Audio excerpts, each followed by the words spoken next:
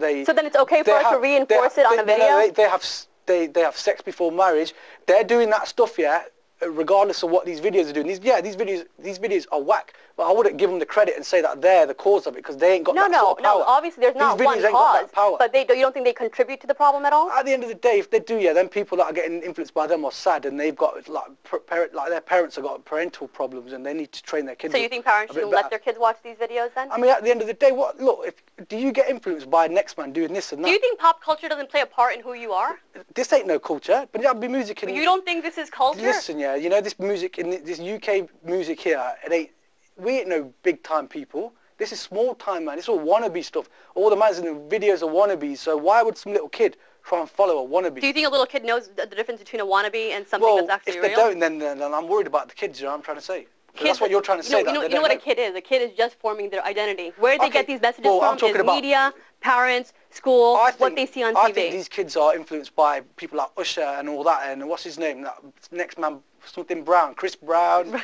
I think they're influenced by Beyonce. Yeah, but you have to agree with the fact that artists have to take some responsibility of what they're sending out there. Yeah, I mean, as far as our videos are concerned, our videos are the worst videos ever made in Bangladesh, because all we do is walk around on the street, me and the specialist. You know what I'm trying to say? So obviously, I ain't responsible for none of that, because we don't have no gun in our videos, because we're not gande bande. Then you do agree that that's gun, right? But what I'm trying to say is, at the same time, you're saying that these videos have an impact. I don't agree, man. So you think people watching these videos, they are not at all influenced by what they've seen? They laugh at them. When we sit down, everyone I know, they laugh at the videos, man. Mine, right? See, like, this guy here, Jazz Verk, he's a video director, because you called him a music director, but he's actually a video director. I'm sorry. Video director Jazz Verk. But basically, his videos, he's only made a few. Apart from, there's one I don't like. I'm not going to mention it. But the few that he's made, he ain't got no guns in his videos, you know what I'm trying to say? So...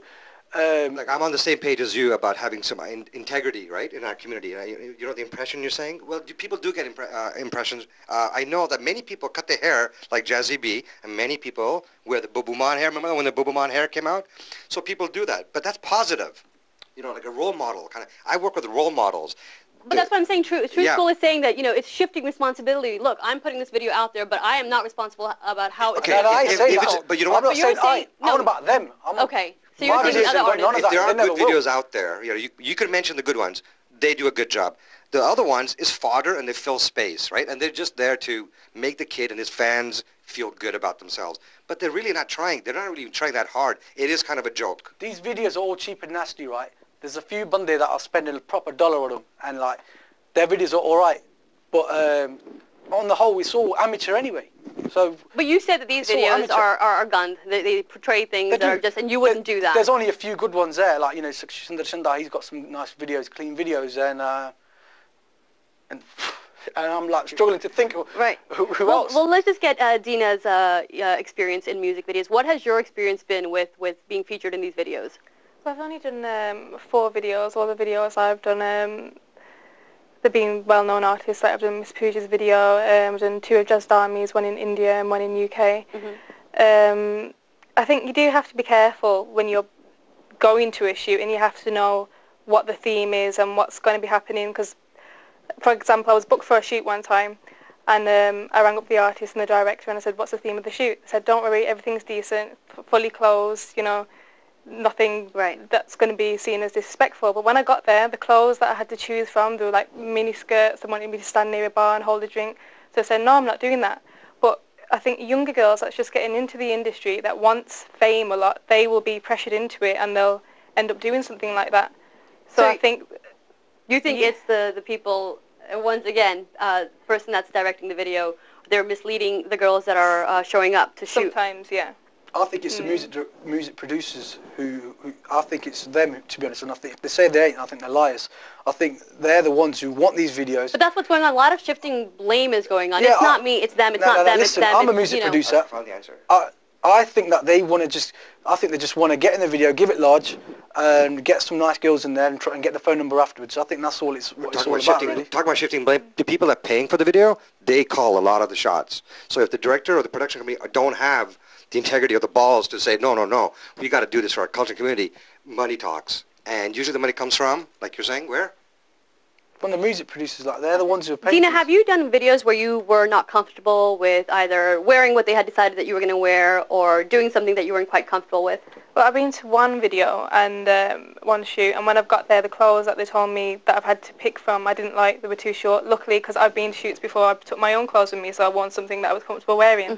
But I know the younger girls there, they haven't been to a shoot before, so they've just had to wear it and gone along with it. They thought, I'm here now, so just go along with it. How's your family been about you doing this? My family's fine. I said as long as like you keep your respects, do work that's, you know, you're all covered up and everything, then yeah, they Because we'll support agree, me. It's not a conventional career. It is something well, different. for me, I started modelling when I was 14, and so like from the modelling, then it went into videos. Progress. And the money's quite good for me now, so that's, for me, it's a job. Are you worried at all how this might affect your relationships, or actually has it affected any of your relationships in the past? I am quite worried, like I was speaking to like a few Asian men today at the show, and they were saying we wouldn't marry a girl that's been in a video. But I think the videos I've done, I've not done anything disrespectful. I can sit down with my family and watch it. I have such an issue with artists who will put these girls in their video, have them dress a certain way and portray a certain image. But yeah, you know, if it was their sister, their mother, a friend, they would completely go ballistic. And that just really infuriates me. I think things need to be done more professionally.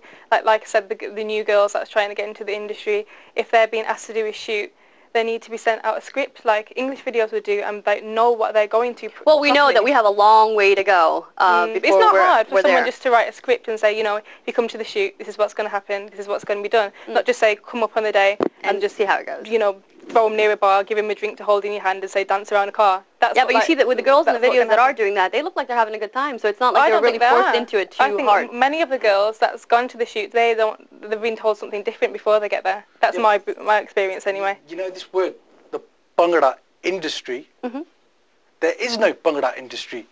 They make it look like it's something big.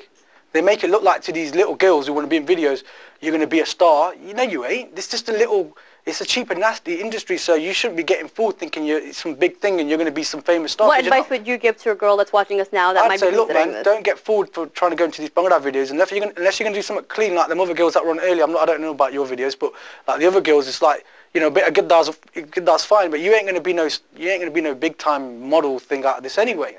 So Can I it's just like, say something there? I agree completely with Suk there, True School, when he says that this Bhangra industry is not a Bhangra industry. For me, I've done an actual university dissertation on this, and what I found is that Bhangra here is not Bhangra. It's not Bhangra at all. What it is, it's a hybrid form taken from the Desi form in India and fused with like all these African Oriental beats. You think it's been diluted, right? It's not diluted. I wouldn't say that. I'd say the people that are making it here, you know, some of them are making it well, some of them are sort of just not making it well. It doesn't matter. But the point is, it's not traditional Bhangra. And what really annoys me sometimes is when people say, oh, this is Bhangra. Yeah, you know, we're into hardcore Bhangra, but they don't know the first thing about Bhangra. What kind of artists do you have an issue with? Who would you say is, you know, not doing... I've mentioned names before now. I know what you're getting at there, because I've personally, as an artist, I've mentioned names before. I'm not doing that again. I'm not mentioning names, but what I really, the only reason I cut in there was because I just had to agree with Suk there that the Bhangra industry, it's not a Bhangra industry at all. You know, it's a hybrid form. It's a very cheap and nasty changed a little bit? industry. The videos are changing now. Like you're saying, all the videos are the same, but I think they are changing. Like say the Miss Future video. We're on about people making it look like to the kids that this industry's, you know, glamorizing it, making it look bigger than But they can't make it look horrible because they're trying to market their product, ain't they? I think they should ban videos because I think the Bhangra videos... You think they should ban videos? You know why? Why? Because Bhangra videos have wrecked Bhangra. It wrecked the industry because whack artists have good videos. Yeah, okay. Do you know what I'm trying to say? Okay, yeah. It's wrecked the music. It's wrecked the music. It's like people... It's like, if you've got a fat track, if you have a rubbish video, it degrades the track. What happens if they haven't got the budget? But the majority of the time, this is what happens. You got people with like rubbish songs, and then they got big money. And so you don't need the talent, you just need to have a big That's what's happening, right? I think they should get banned. I think the Bhangra videos should be banned, and I think these Bhangra magazines should be banned, and these radio stations that talk rubbish should be banned. I think maybe you're taking it a little bit too extreme. Because I've been there from the start, and you ain't. No. I've been there from the start. I've seen Bhangra from the start. You ain't. So I ain't taking it extreme, and we can have a whole show about this. So if there's an artist, a Bhangra artist, a true Bhangra artist, they should not have a platform to They have showcase their creativity and their skills? You know what the platform was? You'd go in a shop and you look at the shelf and you say, put that tape on. If it sounded fat, you buy it. If you don't, you don't buy it. Look, you're talking about That's a the time way. when there was only